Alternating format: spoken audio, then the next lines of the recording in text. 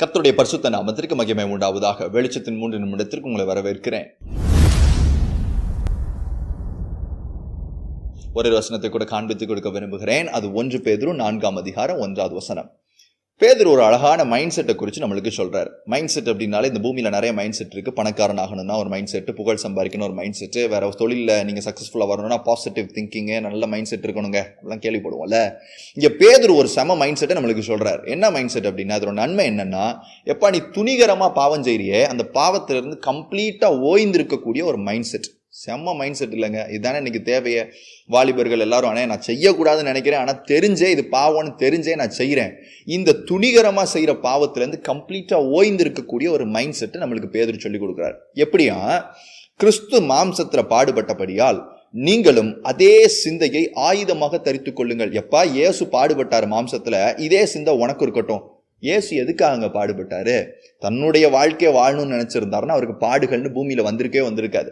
ஆனா பிதாவினுடைய சித்தத்தை நிறைவேற்றணும், பரலோகத்தின் மிஷனை முடிக்கணும் அப்படின்னு நினைச்சதுனால தான் அவர் மாம்சத்துல பாடுபட்டார். பேதுரும் அதே தான் சொல்றாரு. எப்பா கர்த்தருடைய சித்தத்தை எப்பாடுபட்டாவது இந்த பூமியில எவ்வளவு போராட்டம் வந்தாலும் சரி நான் நிறைவேற்றுவேன் அப்படிங்கிற சிந்தை உனக்கு இருந்துச்சுன்னா இந்த துணிகரமான பாவத்திற்கு நீ ஒரு நாளும் போக மாட்ட.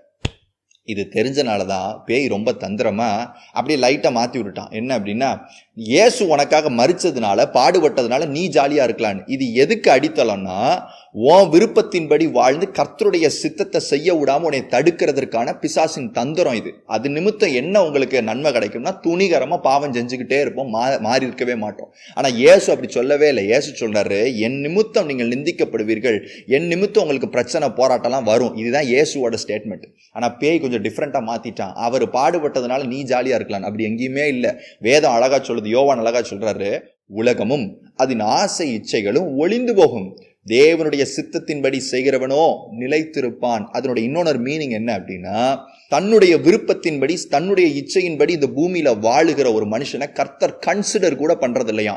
அப்படின்னா கர்த்தருடைய சித்தம் என்னன்னே தெரியாம, கர்த்தருடைய சித்தப்படி நடக்காம, என் இஷ்டத்தின்படி என் இச்சையின்படி நான் வாழ்ந்தேன்னா நம்ம எவ்வளவுதான் கிறிஸ்தவர்களா இருக்கலாம், இயேசுன்னு சொன்னாலும் பாட்டு படிச்சாலும் வர்ஷிப் பண்ணாலும் ஆண்டவர் உங்களை என்னை கன்சிடர் கூட பண்ண மாட்டாராம். நாம துணிகர பாவத்துல ஆட்டோமேட்டிக்கா விழுந்துகிட்டே தான் இருப்போம் கிருபைங்கிற பேர்ல. ஆனா இன்னைக்கு தெய்வம் சொல்றாரு, எப்பா நான் மாம்சத்துல பாடுபட்டதே அவருடைய சித்தம் நிறைவேறணும்னு தான்.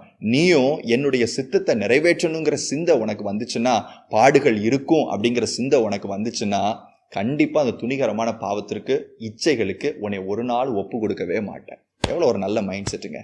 ஸோ இன்னைக்கும் நான் உங்களுக்கு சொல்றேன், துணிகர பாவத்திலிருந்து விலகிறதற்கு கர்த்தர் அவருடைய சித்தத்தை செய்கிறதற்கு பாடுபட்டபடி நாமும் அவருடைய சித்தத்தை பாடுபட்டாவது நிறைவேற்றணும் அப்படிங்கிற சிந்தை நமக்கு இருக்குன்னா துணிகர பாவத்திலிருந்து நம்ம கம்ப்ளீட்டா விலகி இருக்கலாம். இந்த செய்தியை கேட்டதற்கு நன்றி. உங்களுடைய 3 நிமிஷத்திற்கு நன்றி. இது ஆசீர்வாதமா இருந்துச்சுன்னா உங்க நண்பர்களோட பகிர்ந்து கொள்ளுங்க. So I'll see you in another video. Until the love, the grace and the protection of God be with us. Amen. God bless you.